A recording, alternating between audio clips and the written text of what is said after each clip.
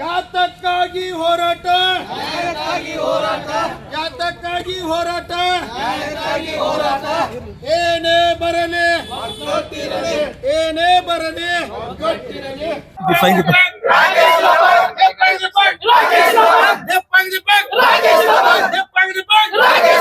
ಅರ್ಧ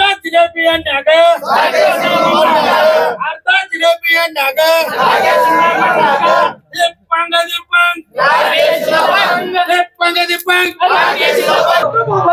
ಅಂಬೇಡ್ಕರ್ ಅವರಿಗೆ ಬಾಬಾ ಸಾಹೇಬ್ ಅಂಬೇಡ್ಕರ್ ಅವರಿಗೆ ಜಾತಿವಾದಿ ಕೋಮುವಾದಿ RSS ನ ಏಜೆಂಟರಾಗಿರ್ತಕ್ಕಂಥ ಕಿಶೋರ್ ಕುಮಾರ್ ಎಂಬ ಸುಳೆ ಮಗನಿಗೆ ಜಾತಿವಾದಿ ಕೋಮುವಾದಿ ಕಿಶೋರ್ ಕುಮಾರ್ ಎಂಬ ನಾಲಾಯಕಗೆ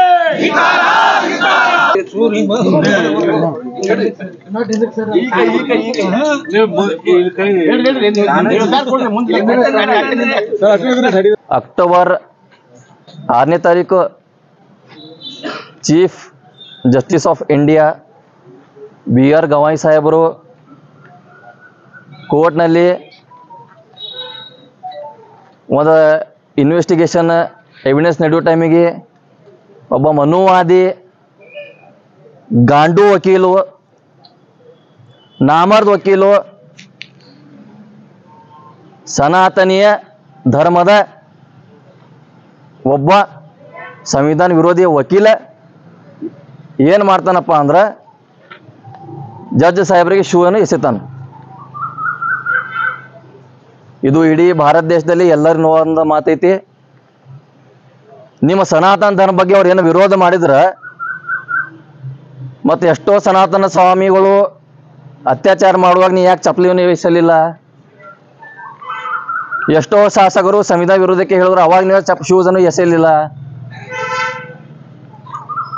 ಇಲ್ಲಿ ತಿಳ್ಕೊಳ್ಳೋದು ಏನೈತಪ್ಪ ಅಂದ್ರೆ ಸನಾತನ ಧರ್ಮಕ್ಕಿಂತ ಒಬ್ಬ ಜಡ್ಜ್ ದಲಿತ ಸಮುದಾಯದ ಜಡ್ಜ್ ಅದಾರ ಅಂತೇಳಿ ನೀವು ಮೇನ್ ಪ್ರಾಬ್ಲಮ್ ಇದ್ದದ್ದು ಅದು ಐತಿ. ಇವ್ರು ಕಸಬರಿ ಕಟ್ಕೊಂಡು ತಿರ್ಗಾಡೋರು, ಗಟರ್ ಸಾಫ್ ಮಾಡೋರು ಇವತ್ತು ಜಡ್ಜ್ ಆಗ್ಯಾರ ಅಂತ ನಿಮಗೆ ಭಾಳ ನಿದ್ದೆ ಕಟ್ಟಿಸ್ಲಾಗ್ತದೆ ಇವತ್ತಿಗೆ. ಇದಕ್ಕೆಲ್ಲ ನೇರ ಕಾರಣ ನಮ್ಮ ಹಿರಿಯರು ಹೇಳ್ದಂಗೆ ಈ ದೇಶದ ಪ್ರಧಾನಮಂತ್ರಿ ಮೋದಿಜಿಯವರು, ಅಮಿತ್ ಶಾ ಅವರು, ಈ RSSನ ಮೋಹನ್ ಭಗವತ್, ಇದು ಎಲ್ಲ BJP ಅಜೆಂಡಾ ಐತಿ, RSS ಅಜೆಂಡಾ ಐತಿ. ಎಷ್ಟೋ ಮಂದಿ ಬಾಬಾ ಸಾಹೇಬ್ರ ಬಗ್ಗೆ ವಿಧಾನಸೌಧದಾಗ ಮಾತಾಡ್ತೀರಿ, ಸಂವಿಧಾನ ಇನ್ನೂ ಯಾರೂ ಓದ್ಕೊಂಡಿಲ್ಲ, ಕಾನೂನು ಇನ್ನೂ ಯಾರೂ ಓದ್ಕೊಂಡಿಲ್ಲ ಅಂತೇಳಿ ಇಲ್ಲಿದ್ದಂಥ MLA ಕೂಡ ಹೇಳ್ತಾನೆ. ಈ ಸಂದರ್ಭದಲ್ಲಿ ಯಾಕೆ ನೀವು ಸುಮ್ಮನೆ ಕೂತೀರಿ ಮನ್ಯಾಗ ನಮ್ಗೆ ಗೊತ್ತಾಗಲ್ಲ. ಅದು ನಿಮಗೆ ದಲಿತರು ಓಟ್ ಬೇಕು, ದಲಿತರ ಓಟಿಂದ ನೀವು ಆರಿಸಿ ಬರತ್ತೀರಿ. ಆದ್ರೆ ಬಾಬಾ ಸಾಹೇಬ್ ವಿಷಯ ಬಂದಾಗ, ಸಮುದಾಯ ವಿಷಯ ಬಂದಾಗ ಯಾರೂ ಹಿಂದೂ ಸಂಘಟನೆಯವರೇ ಅಥವಾ ಸನಾತನ ಧರ್ಮದವರು ಯಾರೂ ಧ್ವನಿ ಎತ್ತಾತಿಲ್ಲ.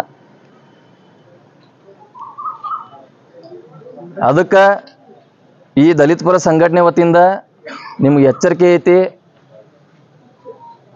ಏನಾರ ನಿಮ್ಗೆ ತಿಂಡಿ ಇತ್ತಪ್ಪ, ಸಂವಿಧಾನ ಮೇಲೆ ತಿಂಡಿ ಇತ್ತು, ಬಾಬಾ ಸಾಹೇಬ್ ವಿಷಯಕ್ಕೆ ತಿಂಡಿ ಇತ್ತು ಅಂದ್ರೆ ನೇರವಾಗಿ ಹೇಳ್ರಿ, ಸಮಯ ಹೇಳ್ರಿ. ನೀವು ಯಾವ ಥರ ನಿಮಗೆ ಉತ್ತರ ಬೇಕು ಆ ಥರ ಉತ್ತರ ಕೊಡೋಕೆ ನಾವು ಎಲ್ಲರೂ ರೆಡಿಯಾಗಿ ನಿಮ್ಗೆ ಗೊತ್ತಿರಲಿ. ನೀವು DSS ಬೇರೆ, ಭೀಮ್ ಆರ್ಮಿ ಬೇರೆ, ಅಂಬೇಡ್ಕರ್ ಸೇನಾ ಬೇರೆ ನೀವು ತಿಳ್ಕೊಳತ್ತಿರಲ್ಲ. ಈ ಸಮಯ ನಾವು ಯಾವಾಗ ಬಂದಾತೀವಿ, ನಿಮ್ಗೆ ಯಾವಾಗ ಮನೆಗೆ ಹೋಗ್ತೀವಿ ಅನ್ನೋದು ನಿಮ್ಗೆ ಗೊತ್ತಿಲ್ಲ. ನಿಮ್ಗೆ ಅದನ್ನೂ ಗೊತ್ತಿರಲಿ, ನಿಮ್ಗೆ ಯಾವಾಗ ನಿದ್ದೆ ಕೊಡಿಸ್ತೋ ಗೊತ್ತಿಲ್ಲ. ಇಲ್ಲಿದ್ದಂಥ ಶಾಸಕ ಒಂದು ಮಾತು ಹೇಳಿ ನನ್ನ ಮಾತನ್ನು ಮುಗಿಸ್ತೀನಿ. ಬಿಜಾಪುರ MLA ಬಸನಗೌಡ ಪಾಟೀಲ್ ಯತ್ನಾಳ್ ಇವತ್ತು ಸುಮ್ ಕೂತೀರಿ. ನೀವು ಯಾರಿಂದ ಬಂದಿರಿ, ಹೆಂಗೆ ಬಂದಿರಿ ಅಂದ್ರೆ ನಾ ಇವತ್ತು ಸಿಂಪಲಾಗಿ ಹೇಳಿಬಿಡ್ತೀನಿ. ನಮ್ಮ ಅಧ್ಯಕ್ಷರು ಅರ್ಧಕ್ಕೆ ಬಿಟ್ಟರು ಆ ಮಾತು. ಒಂದು ಮುಸ್ಲಿಂ ಸಮುದಾಯದ ಟೊಪ್ಗಿ ಹಾಕೊಂಡು ಅವ್ರ ಮನೆಯಲ್ಲಿ ಇದ್ದಂಥ ಬಿರಿಯಾನಿ ಭವನಿಂದ ಬಂದಿರು ನೆನಪಿಲ್ಲ ಮಾತಿನ ಇವತ್ತಿನ.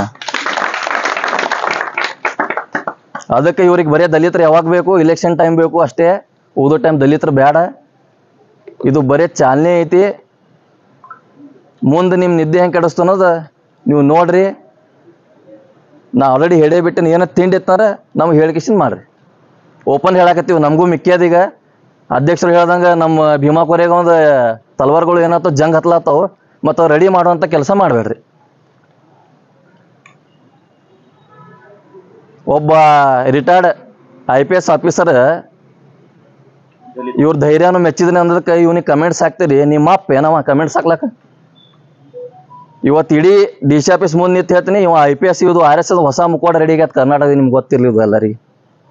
ಇವ್ರು ಈಗ ರಾಜಕೀಯಕ್ಕೆ ಬಂದ್ಮೇಲೆ ಈ ಥರ ಮಾಡಾಕ್ತಾರ ಅಂದಾಗ ಡಿಪಾರ್ಟ್ಮೆಂಟ್ ಇದ್ದಾಗ ಎಷ್ಟು ದಲಿತನು ಇವರು ಒಳಗಿನೊಳಗೆ ಎಷ್ಟು ಮುದ್ದೆ ಮಾಡ್ಬೇಕಾದ್ರೆ ನೀವು ತಿಳ್ಕೊಬೇಕು ಎಲ್ಲರೂ. ಇಂಥವ್ರು ಭಾಳ ಜನ ನಾವು ನೋಡಿದ್ದೀವಿ, ನೋಡ್ತೀವಿ, ನೋಡಕ್ಕೆ ರೆಡಿನೂ ಅದೀವಿ. ನಮ್ಮನ್ನು ಕೆಣಕ್ ಬೇಡ್ರಿ, ಕೆಣಕರ್ ನೀವು ಯಾರೂ ಉಳಿಯಂಗಿಲ್ಲ. ಓಪನ್ ಸ್ಟೇಟ್ಮೆಂಟ್ ಐತಿ ಇವತ್ತು.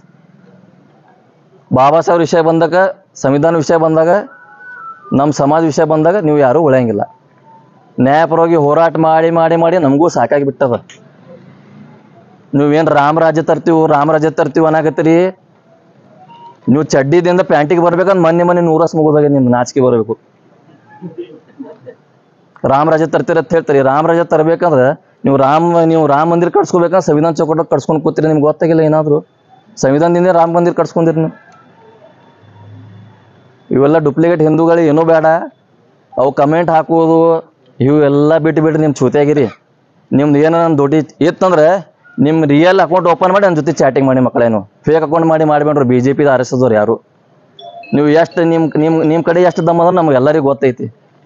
ಯಾರೊಬ್ಬ ದಲಿತ ಮುಖಂಡ ಏನಾರ ಸ್ಟೇಟ್ಮೆಂಟ್ ಕೊಟ್ಟ ಅಂದ್ರೆ ಫೇಕ್ ನಿಮ್ಮ IT ಸೆಲ್ ಅದಾವು, ಅದರಲ್ಲೇ ಕಮೆಂಟ್ ಹಾಕ್ತೀರಿ.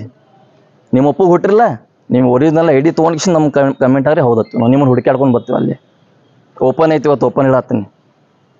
ನಾನು ಮಾತು ಹೇಳಿ ಮುಗಿಸ್ತೀನಿ. ಜೈ ಭೀಮ್ ಆರ್ಮಿ. ವಿಜಯಪುರ ಡಾಕ್ಟರ್ DG ಸಾಗರ್ ಅವರ ಒಂದು ನೇತೃತ್ವದಲ್ಲಿ ಇವತ್ತಿನ ದಿವಸ ಹಾಗೂ ಅದ್ರ ಜೊತೆ ನಮ್ಮ ಜೊತೆ ಭೀಮ್ ಆರ್ಮಿ ಸಂಘಟನೆಯವರ ಜೊತೆಯಲ್ಲಿ ಇವತ್ತಿನ ದಿವಸ 6/10/2025 ನಮ್ಮ ದಲಿತ ಒಬ್ಬ CJG ನ್ಯಾಯಾಧೀಶರಿಗೆ ಆದಂಥ ಅನ್ಯಾಯ ಮಾಡಿದಂಥ ಒಂದು ವಿಷಯ ಇಟ್ಕೊಂಡು ಇವತ್ತಿನ ದಿವಸ ಪ್ರತಿಭಟನೆಯನ್ನು ಮಾಡಿದ್ದೇವೆ.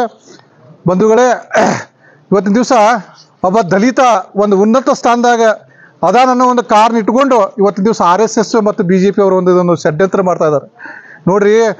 ಅವಾಗ ಹಿಂದೆ ಬಾಬಾ ಸಾಹೇಬ್ ಭಾರತೀಯ ಒಂದು ಸಂವಿಧಾನ ಬರೆದಿದ್ರು. ಆ ಸಂವಿಧಾನ ಮುಖಾಂತರ ಎಲ್ಲರಿಗೂ ಸಮಾನತೆ ಸಿಗುವಂಥ ವಿಚಾರ ಇತ್ತು. ಇಲ್ಲಿ ಸಹಿತ ಇವರು ಈ ಒಂದು ಗವಾಯಿ ಸರ್ ಅವರು ತನ್ನ ಸ್ವಂತ ದುಡಿಮೆಯಿಂದ ತನ್ನ ಸ್ವಂತ ಎಫರ್ಟಿಂದ ಇವತ್ತಿನ ದಿವಸ ಒಂದು ಉನ್ನತ ಸ್ಥಾನವನ್ನು ಹೊಂದಿದ್ದಾರೆ. ಈ ಒಂದು RSS ಅವರಿಗೆ ಇದನ್ನು ಆಗ್ತಾ ಇಲ್ಲ. ಆ ಒಂದು ಕಾರಣಕ್ಕಾಗಿ ಇವತ್ತಿನ ದಿವಸ ಅವ್ರು ಹೇಳ್ತಾನೆ ಕಿಶೋರ್, ಇಲ್ಲ ಅವತ್ತು ನಾನು ನಿಶೆಯಲ್ಲಿ ಇದ್ದೆ, ಅದು ಇದ್ದೆ, ಈ ಎಲ್ಲ ನಾಟಕಗಳು ಮಾಡ್ತಾರೆ. ಆಮೇಲೆ ನಾನು ಒಬ್ಬ ದಲಿತ ಅನ್ನೋ ಒಂದು ವಿಚಾರಗಳು ಏನೇನೋ ಕ್ರಿಯೇಟ್ ಮಾಡ್ತಾ ಇದ್ದಾರೆ. ಇದು ನಿಜವಾಗ್ಲೂ ಇದು RSS ಅವರ ಒಂದು ಕುತಂತ್ರ ಐತಿ. ಕೂಡಲೇ ಅವರನ್ನು ಏನು ಬರೀ ನಾವು ಬಂಧಿಸೋದತ್ತಲ್ಲ, ಅವನ ಮ್ಯಾಗ ಕಠಿಣ ಶಿಕ್ಷೆ ಮಾಡುವಂಥ ವಿಚಾರ ಮಾಡಬೇಕಾಗ್ತೈತಿ. ಯಾಕಂದ್ರೆ ಕಠಿಣ ಶಿಕ್ಷೆ ಆಗಲಿಲ್ಲ ಅಂದ್ರೆ ಈಗಾಗಲೇ ನೋಡ್ರಿ, ನಾವು ಇದು ಎಲ್ಲ ವಿವಿಧ ಸಂಘಟನೆಗಳಿಂದ ತಮ್ಮ ಮುಂದೆ ನಾವು ಹೋರಾಟ ಮತ್ತು ಪ್ರತಿಭಟನೆ ಮಾಡ್ತಾ ಇದ್ದೇವೆ. ಇವತ್ತಿನ ದಿವಸ ಇದೇ ತಿಂಗಳ 16 ತಾರೀಕಿಗೆ ಬಿಜಾಪುರ ಬಂದ್ ಕರೆಯನ್ನು ಕೊಡ್ತಾ ಇದ್ದೇವೆ. ಯಾಕಂದರೆ ಎಲ್ಲ ಸಂಘಟನೆಗಳು, ದಲಿತ, ಹಿಂದುಳಿದ ಹಾಗೂ ಅಲ್ಪಸಂಖ್ಯಾತರು ಎಲ್ಲ ಸಂಘಟನೆಗಳು ಸೇರಿ ಒಂದು ಹೋರಾಟವನ್ನು ಹಾಕ್ಕೊಂಡಿದ್ದೀವಿ. ಆ ಒಂದು ಹೋರಾಟಕ್ಕೆ ಇವತ್ತಿನ ದಿವಸ ಜಸ್ಟ್ ಫಾರ್ ಶಾಂಪಲ್ ಇವತ್ತು ಅವ್ರಿಗೆ ಎಚ್ಚರಿಕೆ ಗಂಟೆಗೋಸ್ಕರ ಈ ನಮ್ಮ ಸಂಘಟನೆ ಮಾಡ್ತಾ ಇದ್ದೇವೆ. ಅದಕ್ಕೆ ಈ ಒಂದು ನಮ್ಮ ಸಂಘಟನೆಗೆ ಒಂದು ಮಹತ್ವ ಕೊಟ್ಟು ಅವ್ರಿಗೆ ಉಗ್ರವಾದ ಶಿಕ್ಷೆ ಕೊಡಲಿಲ್ಲ ಅಂದ್ರೆ ಇನ್ನೂ ಮುಂದೆ ಉಗ್ರವಾದಂಥ ಹೋರಾಟ ಮಾಡಬೇಕಾಗತ್ತೆ ಅಂತ ಹೇಳಿ ನಾನು ಮಾತು ಮುಗಿಸ್ತೇನೆ. ಜೈ ಭೀಮ್, ಜೈ ಕರ್ನಾಟಕ.